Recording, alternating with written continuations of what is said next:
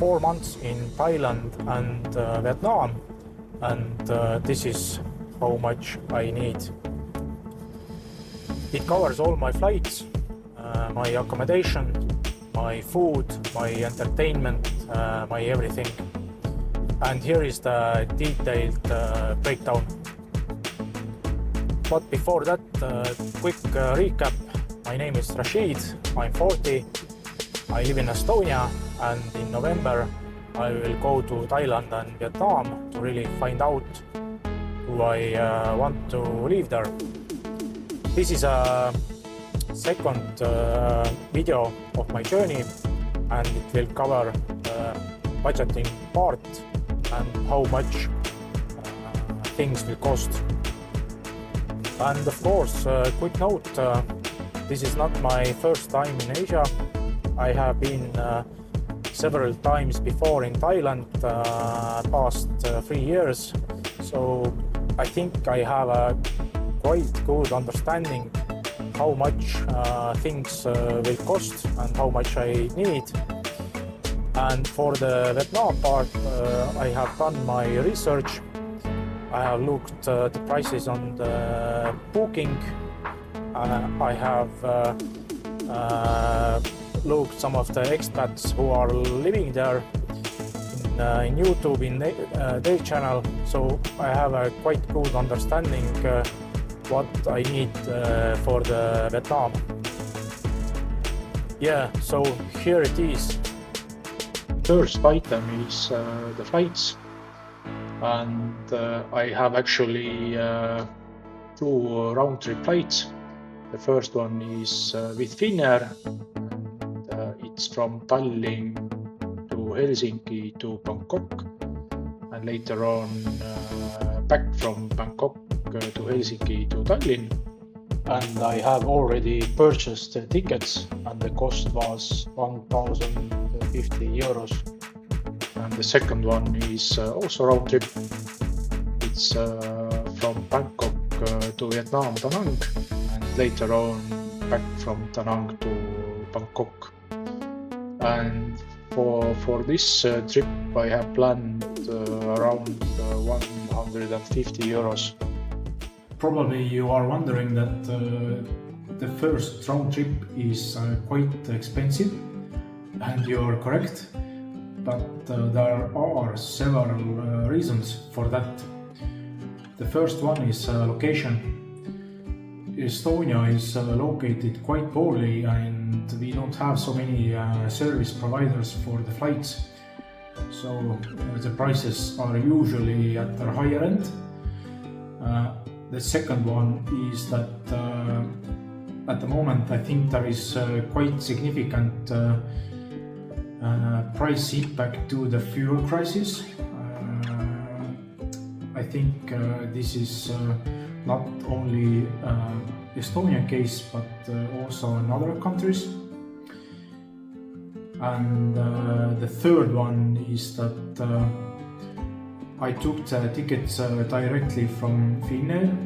There is possibility that you can take them from maybe some service provider, for example Kiwi. But this means when you have some sort of problem or issue, then it's more harder to resolve. At least this is my experience. And if there is some sort of cancellation, for example, in my case, then I will contact directly Finnair, and I think the solution will be much easier to reach. And fourth one is that I have flexible tickets. What it means is that I can change the dates in both directions, and this is my past experience, and I think the life is in this way that plans can change, and I want this kind of flexibility, and I have used it in the past also. For example, if I don't have this changeable tickets regarding the flight dates, then it would be much cheaper, like 700 euros. So this option impacts the price quite significantly. The next part in the budget is accommodation. I think this is the second biggest expense after the food and drinks. At this point, I have booked all my nights in Thailand, and the average price for the night is about 17 euros. Of course, you can get much cheaper. For example, in Rayong area, where the demand is maybe not so high and there are many offers. But if you are going to the islands, for example, Lanta, demand is higher, and this is a popular island for the expats, and I'm going also in the high season. And you need to keep in mind that these prices will go down if you stay longer, for example 1 year or half a year. And also if you're staying longer, then you can negotiate the price directly with the owner and cut out middleman, for example Booking or Airbnb. But there is sense in that if you are taking the longer stay. And I think I can say it because I have joined several Facebook groups, and there are many good offers for the Lanta or Rayong area or Kood. But since I need flexibility this time, then I have not used them. About the rooms, they are not luxury rooms by any means. I think they are more like in the cheaper end, but they all have the air conditioning, and the average rating was also above the 8. So this is good for me. And my plan is to be outside as much as possible anyhow. One thing I tried to look when I booked the rooms was the possibility to work behind the desk, because as I explained, I have a plan to do some remote work also. So this was one of the criteria. And for the Vietnam, I have not booked anything because my plan is to do it in December, about a month before my flight to Vietnam. My research shows at the moment that Vietnam prices are like 25 to 30% more cheaper than in Thailand. Of course, this is dependent on the location, but I'm sure that it will have like positive impact to my budget. The next part is the daily living. This includes food, transport, drinking, my SIM and data, gym membership, and market visits.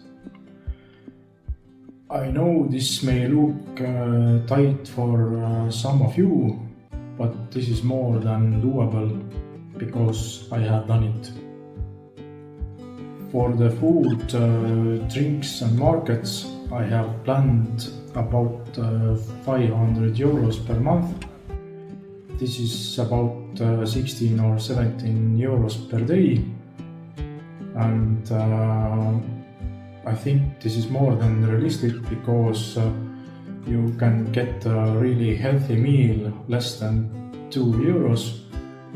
So yeah, and if you want something Western, of course it will go up, for example, hamburger. And I think drinks will also have a quite good impact in the costs, so you need to keep it in mind. But I will manage with 500 euros for month for my trip. The next category is transport. I have international driving license, and I have usually rented Honda Scoopy. It's not the most powerful motorbike, but it has all I need. And for this I have budgeted about 120 euros in Thailand and about 50 euros in Vietnam. And this does not include fuel. Fuel is like a separate 50 euros, and I think this is more than enough. My transport category includes also entrance fees to national parks, because almost every island in Thailand will charge you about 200 to 250 baht to enter. This is Farang fee. Next is Tata. I have planned about 30 euros per month. You can purchase the SIM card in airport. In my experience, it makes no difference. I have used service provider ICE. They have quite good coverage in the islands also, so I can recommend it. And if you need to top your data, you can do it in the nearest 7-Eleven. And maybe one important note is also that you need to show your passport when you are purchasing the SIM card. And the final part, I will discuss visa situation, my health coverage, my subscriptions, and also buffer in my budget. So let's start with visa situation. You need to keep in mind that Thailand is currently changing visa policies for Europeans and for Estonians. This means that at the moment it's still free to enter for about 60 days, and you can extend it additional 30 days on the spot, but it will change pretty soon, so I needed to find another solution. This means that I need to apply a tourist visa. It costs about 32 euros, and this means that I can stay for 60 days, and I can extend it on the spot additional 30 days. Of course, it's not free. It will cost additional 55 euros. So total of 87 euros for the Thai visa situation. So it's like additional cost for me, but I still think it's pretty reasonable. And for the Vietnam, you also need to apply, or I need to apply. Your situation may be different, but for me, I need to apply a visa. It gives me access, or I can stay for 90 days. I need about 30, I think, and it will cost 23 euros. Or if you need like multiple entry, it will cost you 46 euros. So if you want to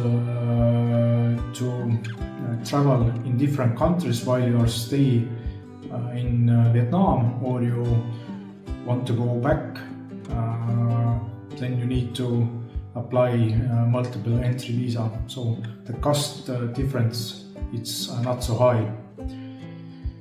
And so yeah, this is my visa situation. And the next one is my health coverage. It's quite straightforward. I think I have a pretty good option. At the moment, my health coverage is through a credit card.